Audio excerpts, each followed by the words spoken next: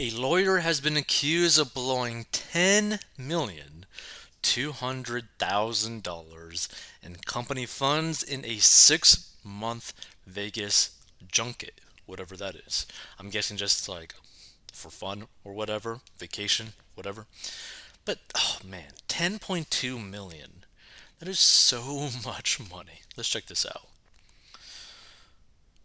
So, a Los Angeles lawyer is being sued after she allegedly spent over $10 million of company funds during a 6-month gambling and partying binge at a swanky Las Vegas hotel.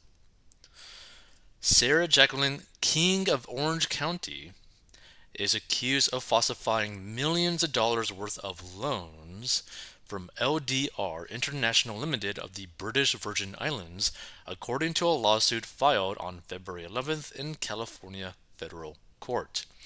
According to the lawsuit, the company made 97 different loans to King's self named lending service between January 2022 and October 2022, Law and Crime reported. The money was supposed to go to third party borrowers, but in reality, they didn't exist, the suit reportedly claims. The phony loans were presented with documentation that was supposed to be from the borrowers, showing they had been secured with collateral. The purported loans from King Lending to the third party borrowers were purportedly secured by various forms of collateral, including but not limited to luxury automobiles, boats, yachts, jewelry, watches, precious metal coins, and their earnings from guaranteed professional sports contracts, the lawsuit states. However, no collateral was ever put up, the lawsuit alleges. King and King Lending provided plaintiff and its agent and representative, Laurent R., with false and fabricated loan documents between King Lending and the purported third party borrowers, including secured promissory note with name and other identifying information of the third party borrower redacted, the lawsuit alleges. Oh, okay, and apparently, let's see, the filing additionally includes a number of photographs King sent the company in an effort by King to increase plaintiff's trust and confidence in King in terms of her connections, lifestyle, and connections to high profile athletes as part of her fraud scheme. Now, that is some pretty dark stuff, right? So, King sent LDR photos of her posing with NFL quarterbacks Aaron Rodgers, Tom Brady, Patrick Mahomes, and Josh Allen at a golf tournament. Let's see. So, in a photo believed to have been taken during the Match Golf Tournament in Las Vegas, according to the suit, they showed the lavish lifestyle she was living, jewelry, cars, and the image she was trying to portray, as well as being a successful California licensed attorney, the filing said. So basically, she pretty much catfished them into giving her massive amounts of money. So King spent the majority of the funds loaned by plaintiff to King Lending to gamble in Las Vegas, fund an extravagant lifestyle, and for other personal uses by King, the filing alleges. Plaintiff is informed and believed that King moved into the Wynn Las Vegas Resort and Hotel, lived there for 6 months, and gambled 24/7. Almost every penny of the 10.2 million King received from LDR is gone, the lawsuit says. Almost every penny.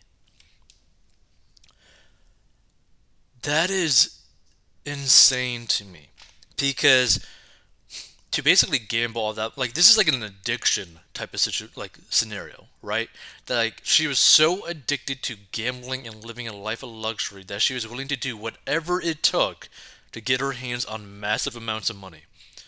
Like, if you are smart with your money, 1 million, 2 million can go for a very long time depending on your lifestyle. 10.2 million.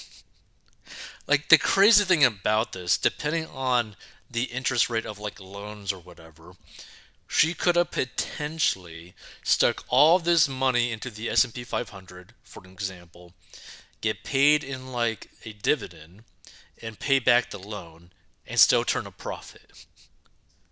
and still live a really nice life. To me, this is just beyond crazy to do. And this is why also, if you know that you cannot handle gambling or you can't handle like having cash or something like easy access to money, then you need to avoid it completely so that you don't get tempted to go gamble your money. Because I understand gambling is one of the largest addictions in the world right now, especially because of online and all that kind of stuff, online gambling. Be very careful with it because gambling is one of these types of addictions where you can lose everything. Like literally every single cent that you own and then some. Like I've seen videos of people who basically confessed that they were addicted to gambling, and these are some like young dudes where they're like 18, 19, and they're like $300,000 in debt because of their gambling addiction. Like, how are you going to get out of that situation, right?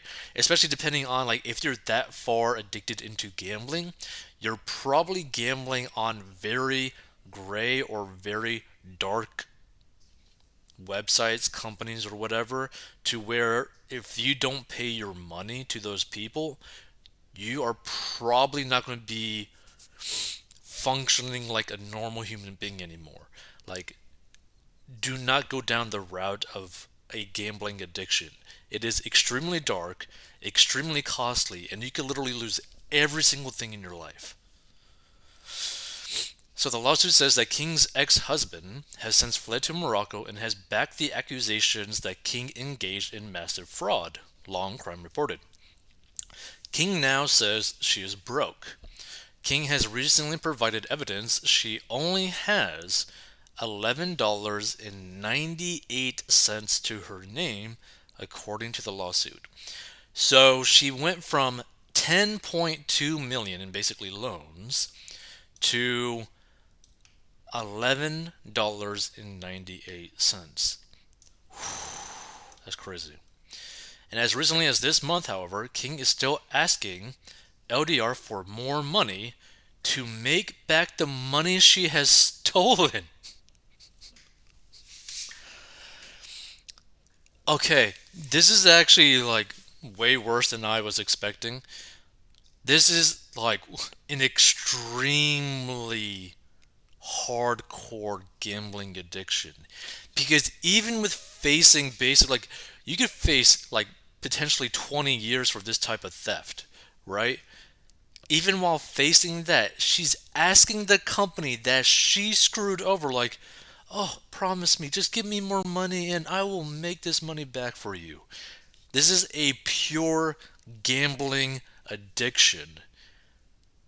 Like, wow.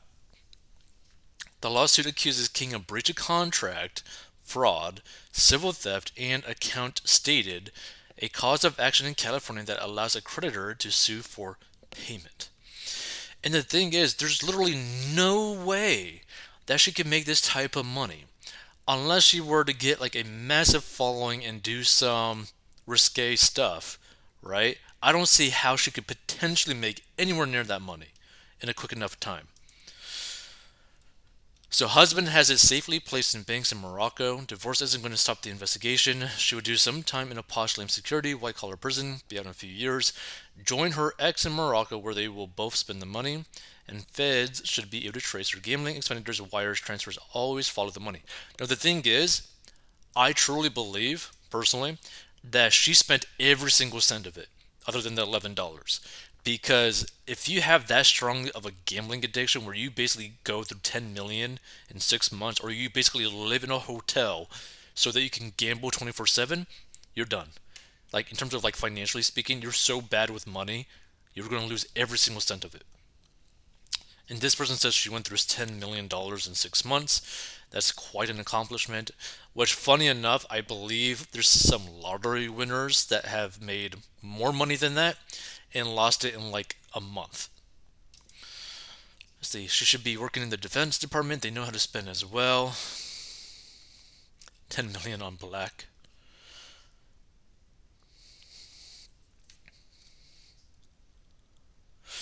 Wow, I am shocked given the fact that she passed the ethics exam for admission to the California State Bar. Just a civil lawsuit? Where's the criminal indictment? This person says, I think that's an excellent question. Was she working alone or employed by a law firm? Wondering if this sweet thing has some interesting information that partners or clients would prefer not to be shared. Interesting.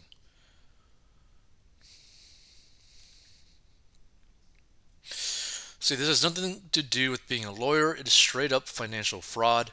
Putting together loan documentation isn't done by lawyers 99% of the time, and the real skill is finding a sucker. Let's see. She'll probably get off due to her gambling addiction. She'll do rehab and community service.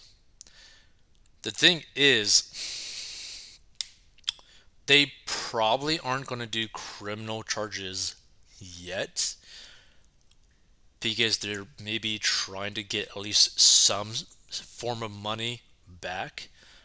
But she's probably going to face some form of charge. Probably. Now, to what extent, who knows, but this is really bad.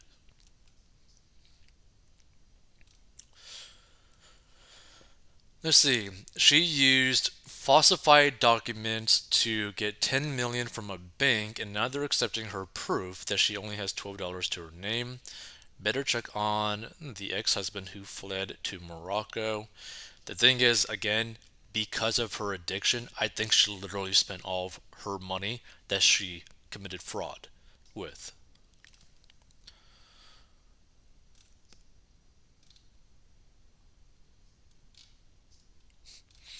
There's Tom Brady associated with this game again.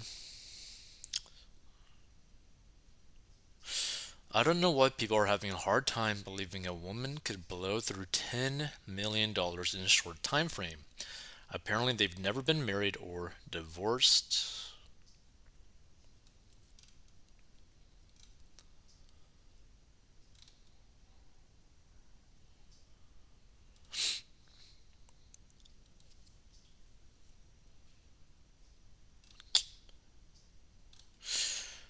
This kind of crime usually gets a max of a couple years in jail and all done, so why not? When you get out, you got a few million waiting, and if you invested right, many more. I wish they would give serious time on fraud. They act like it's nothing when sentencing. The thing is, I think that for this specific type of financial fraud to this extent, you could actually get a long amount of time for. And she might get punished more because she did this to companies. And companies usually want a pound of flesh if something is done to them.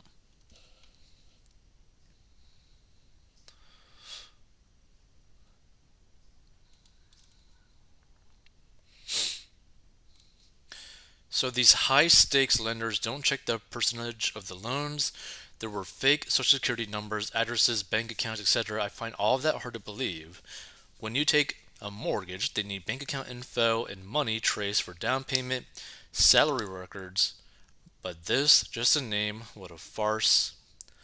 I am a commercial lender that provides rediscount lines to other lenders, borrow my institutional capital at XX percent, and then they mark it up to YY percent. King came to me as a prospect in November through a broker, and I got a due diligence file that looked like a middle schooler compiled it. The contracts had typos throughout. The photos of collateral could easily be reversed. I searched in Google and found it belonged to someone else. Financials did not reconcile, and the list goes on. How King was able to get funding from a fund out of BVI is beyond me. Anyone with the slightest of financial acumen would be able to see the information King was representing, as support for asset based loans showed irregular patterns, flaws in logic, and were outright fraud. The problem with this, you don't need everyone to believe you. You just need a few people, if in fact only just one person, to believe you, and then sign on the dotted line, and now you just basically got your scam working. So it's kind of a scary situation because you just need to find one weak link and there you go. the fraud is happening.